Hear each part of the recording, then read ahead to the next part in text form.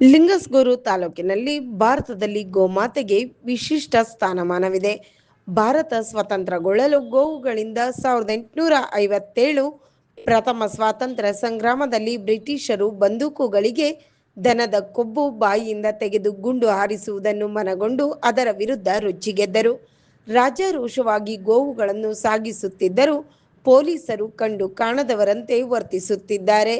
ಲಿಂಗಸ್ಗೂರು ತಾಲೂಕು ಪಟ್ಟಣದಲ್ಲಿ ಅಕ್ರಮ ಗೋವುಗಳನ್ನು ಬಸ್ ಸ್ಟ್ಯಾಂಡ್ ಪಕ್ಕದಲ್ಲಿಯೇ ಕಸಾಯಿಖಾನೆಗಳನ್ನು ನಡೆಸುತ್ತಿದ್ದಾರೆ. ಕೂಡಲೇ ಇದರ ವಿರುದ್ಧ ಕಠಿಣ ಕಾನೂನು ಕ್ರಮ ರೂಪಿಸಬೇಕು. ಇದೇ ರೀತಿಯಾಗಿ ಮುಂದುವರೆದರೆ ಉಗ್ರ ಹೋರಾಟದ ಎಚ್ಚರಿಕೆ ನೀಡಿದರು. ಇದನ್ನ ಮನಗಂಡಿರ್ತಕ್ಕಂಥ ಬ್ರಿಟಿಷರ ಕೈ ಕೆಳಗಡೆ ಕೆಲಸ ಮಾಡ್ತಿರ್ತಕ್ಕಂಥ ಅನೇಕ ಭಾರತೀಯ ಸೈನಿಕರು ಅದರ ವಿರುದ್ಧ ರೊಚ್ಚಿಗೆದ್ದು ನಾವು ಭಾರತದಲ್ಲಿ ಗೋವನ್ನ ತಾಯಿ ಅಂತೇಳಿ ಪೂಜಿಸ್ತೀವಿ, ಅದರ ಗೋವಿನ ಕೊಬ್ಬನ್ನ ಮುಟ್ಟಲಾರದೆ ಅಂತೇಳಿ ಬ್ರಿಟಿಷರಿಗೆ ನಡುಕ ಹುಟ್ಟಿಸಿರ್ತಕ್ಕಂಥ ದಿನ 1857ರ ಪ್ರಥಮ ಸ್ವಾತಂತ್ರ್ಯ ಸಂಗ್ರಾಮ. ಅದಕ್ಕೆ ಬುನಾದಿ ಹಾಕಿದ್ದೆ ಗೋವಿನ ಮುಖಾಂತರ. ಹಾಗಾಗಿ ಭಾರತ ಅಂತಕ್ಕಂಥದ್ದು ಒಂದು ಭಾವನೆಯಿಂದ ಕೂಡಿರ್ತಕ್ಕಂಥ ದೇಶ. ನಾವು ಪ್ರತಿಯೊಂದು ಜೀವಿಯಲ್ಲಿ ಭಾವನಾತ್ಮಕವಾಗಿ ನೋಡ್ತೀವಿ. ಗೋವಿನ ನಾವು ಹುಟ್ಟಿದ 1 ವರ್ಷ ನಮ್ಮ ತಾಯಿಯ ಎದೆ ಹಾಲನ್ನು ಕುಡಿದ್ರೆ ಉಳಿದ ನಾವು ಏನು ತಮ್ಮ ಇಡೀ ಜೀವನ ಪೂರ್ತಿ ಗೋಮಾತೆಯ ಹಾಲನ್ನು ಕುಡಿತೀವಿ. ನಮ್ಮ ರೈತರ ಜೀವನ ಇವತ್ತು ಸರಿಯಾಗಿರ್ಬೇಕು ಅಂತ ಹೇಳಿದ್ರೆ, ರೈತರ ಸರಿಯಾಗಿ ಬೆಳೆ ಬರ್ಬೇಕಂತ ಹೇಳಿದ್ರೆ ಗೋವಿನ ಮಹತ್ವ ಬಹಳ ಇದೆ. ಹಾಗಾಗಿ ಇವತ್ತು ಗೋವಿನ ಸಂರಕ್ಷಣೆ ಆಗ್ಬೇಕು. ಇವತ್ತು ರೈತ ನಮ್ಮ ದೇಶದಲ್ಲಿ ಆರ್ಥಿಕವಾಗಿ ಬಲಿಷ್ಠ ಆಗ್ಬೇಕು ಅಂತ ಹೇಳಿದ್ರೆ ಗೋವಿನ ಸಂತತಿ ಉಳಿಬೇಕು. ಅದು ಭಾರತೀಯ ಗೋ ತಳಿಗಳು. ಅದಲ್ಲದೆ ಇವತ್ತು ಗೋಹತ್ಯೆ ಕಾನೂನು ಜಾರಿ ಇದೆ ನಮ್ಮ ದೇಶದೊಳಗಡೆ. ಇವತ್ತು ನಮ್ಮ ದೇಶದೊಳಗಡೆ ಯಾವ್ದಾದ್ರು ಒಂದು ಉಸುಗಿನ ಗಾಡಿ ರೋಡ್ ಮೇಲೆ ಹೋಗಿದ್ರೆ ನಮ್ಮ ಪೊಲೀಸರು ತಡೆದು ನಿಂದಿರ್ತಾರ, ಇದು ಅಕ್ರಮವಾಗಿ ಸಾಗಾಟ ಮಾಡ್ತಾರೆ ಅಂತೇಳಿ.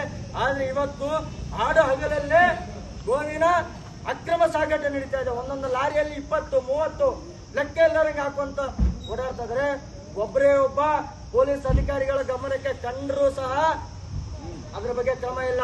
ವೈದ್ಯಾಧಿಕಾರಿಗಳು ಅವರ ಸುಪರ್ದಿಗೆ ಬರುತ್ತೆ. ಇವತ್ತು ನಮ್ಮ ಇಡೀ ರಾಯಚೂರು ಜಿಲ್ಲೆಯಲ್ಲಿ ಒಂದೇ ಒಂದು ಕಸಾಯಿಖಾನೆ ಇಲ್ಲ. ಆದ್ರೆ ಇವತ್ತು ರಾಜಾರೋಷವಾಗಿ ಮುದಗಲಿನ ನಡು ಬಸ್ ಸ್ಟ್ಯಾಂಡಿನ ಮಧ್ಯದಲ್ಲಿ ಕಡಿತಾರೆ, ಸಂತೆ ಲಿಂಗಸೂರು ಪಟ್ಟಣದಲ್ಲಿ ಸಂತೆಯಲ್ಲಿ ಕಡಿತಾರೆ. ಅದಕ್ಕೆ ಯಾವುದೇ ರೀತಿಯ ಪರ್ಮಿಷನ್ ಇಲ್ಲ. ಆದ್ರೆ ವೈದ್ಯಾಧಿಕಾರಿಗಳು ಏನು ಮಾಡ್ತಾ ಇದ್ದಾರೆ? ಕಣ್ಮುಚ್ಚಿ ಕೂತ್ಕೊಂಡಿದ್ದಾರೆ. ಈ ತರ ಕಾನೂನು ಅಂತ ಬಂದಾಗ ಹಿಂದೂಗಳ ಭಾವನೆ ಇರ್ಬೋದು, ಗೋವಿನ ಸಂರಕ್ಷಣೆ ಇರ್ಬೋದು, ಇಂಥ ಸಂದರ್ಭದಲ್ಲಿ ಕಾನೂನು ಯಾವುದೇ ರೀತಿ ಕಣ್ಣಿಗೆ ಕಾಣಲ್ಲ. ಆದ್ರೆ ಯಾವ್ದಾದ್ರು ಒಂದು ಉಸುಕಿನ ಗಾಡಿ ಹೋಯ್ತು, ಯಾರೋ ಒಂದು ದಪ್ಪ ಹೆಲ್ಮೆಟ್ ಹಾಕೊಂಡ್ರು ಹೋಗ್ಲಿಲ್ಲ ಹೋದಂದ್ರೆ ಪಟ್ಟಣ ಹಿಡಿತಾರೆ ನಮ್ಮ ಪೊಲೀಸರು. ಆದ್ರೆ ಅದೇ ದಾರಿ ಒಳಗಡೆ ಆಕಳ ಗಾಡಿ ಹೋಯ್ತು ಅಂತ ಹಿಡಿಯೋದಿಲ್ಲ. ಯಾಕೆ ಈ ತರದ ದ್ವಂದ್ವ ನೀತಿ? ಈ ಕಾನೂನು ಜಾರಿಗೆ ಆಗ್ಬೇಕು ಮತ್ತು ಗೋವಿನ ಸಂರಕ್ಷಣೆ ಆಗ್ಬೇಕು. ಇಡೀ ದೇಶದಲ್ಲಿ ಇರ್ತಕ್ಕಂಥ ಬಹುಸಂಖ್ಯಾತರ ಭಾವನೆಗಳಿಗೆ ಬೆಲೆ ಕೊಡಬೇಕು. ಇಲ್ಲದಿದ್ರೆ ಮುಂದಿನ ದಿನಗಳಲ್ಲಿ ಉಗ್ರವಾದ ಹೋರಾಟ ಮಾಡಬೇಕಂತೇಳಿ ಎಚ್ಚರಿಕೆಯನ್ನು ಕೊಡ್ತೀನಿ. ಇದರ ಕುರಿತು ನಮ್ಮ ಪೂಜ್ಯ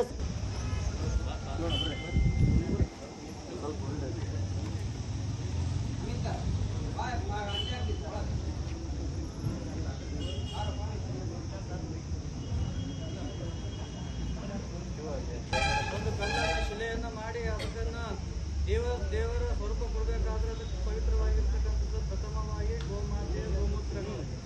ಆ ಗೋಮೂತ್ರತೆಯಿಂದ ಏನೆಲ್ಲ ಪರಿಹಾರ ಆಗ್ಬೋದು? ಇಡೀ ನಮ್ಮ ಜೀವನವನ್ನೇ ನಶ್ವರವಾಗಿರ್ತಕ್ಕಂಥ ಜೀವನವನ್ನು ಸ್ವರೂಪವನ್ನು ಮಾಡ್ತಿರ್ತಕ್ಕಂಥದ್ದು ಗೋಮಾತೆಯ ಮೂತ್ರಗಳು. ಆ ಮೂತ್ರದಿಂದ ಹಲವಾರು ರೋಗ ರುಜಿನಗಳನ್ನು ನಾವು ಪರಿಹಾರ ಮಾಡ್ತೀವಿ. ಅಂತ ಗೋಮಾತೆಯನ್ನ ನಮ್ಮ ಇವತ್ತು ಭಾರತ ದೇಶ ಎಲ್ಲೆಲ್ಲೂ ನೋಡ್ತಿರ್ತೀವಿ. ಎಷ್ಟೋ ತೊಂದರೆಗಳಿಗೆ ಈಡಾಗಿರ್ತಾವೆ, ಆದಿ ಬೀದಿಯಲ್ಲಿ ಬಿದ್ದಿರ್ತಾವೆ. ಅದಕ್ಕೆ ಯಾರು ಸಂರಕ್ಷಣೆ ಮಾಡೋಂಗಿಲ್ಲ. ಎಷ್ಟೋ ನಮ್ಮ ಸಂಘಟನೆಗಳಿದಾವೆ, ಸಂಘಟನೆಗಳು ಎಷ್ಟೋ ಸಹಕಾರ ಮಾಡ್ತಿರ್ತಾರೆ. ನಮ್ಮ ಸಂಘಟನೆಗಳು ಯಾರೂ ಕೈ ಜೋಡಿಸ್ತಾ ಇಲ್ಲ ನಮ್ಮ ಇಂದಿನ ಸರ್ಕಾರ. ಹೀಗಾಗಿ ಪ್ರತಿಯೊಬ್ಬರೆಲ್ಲರೂ ನಮ್ಮ ರಾಷ್ಟ್ರೀಯ ಮಾತೆಯನ್ನಾಗಿ ಈ ಗೋಮಾತೆಯನ್ನ ನಾವು ಘೋಷಣೆ ಮಾಡಬೇಕು. ಇದಕ್ಕೆ ಸರ್ಕಾರ ಚೌಕಟ್ಟಿನಲ್ಲಿ ಎಲ್ಲವನ್ನೂ ಅನುಕೂಲ ಮಾಡಿಕೊಡ್ಬೇಕಂತ ಸರ್ಕಾರದಲ್ಲಿ ಮನವಿ ಮಾಡುತ್ತಾ ಇವತ್ತಿನ ದಿವಸ ನಾವೆಲ್ಲರೂ ಸರ್ಕಾರಕ್ಕೆ ಮನವಿ ಕೊಡ್ತಾ ಇದ್ದೀವಿ. ಸರ್ಕಾರವನ್ನು ಇದನ್ನು ಯಥೇಚ್ಛವಾಗಿ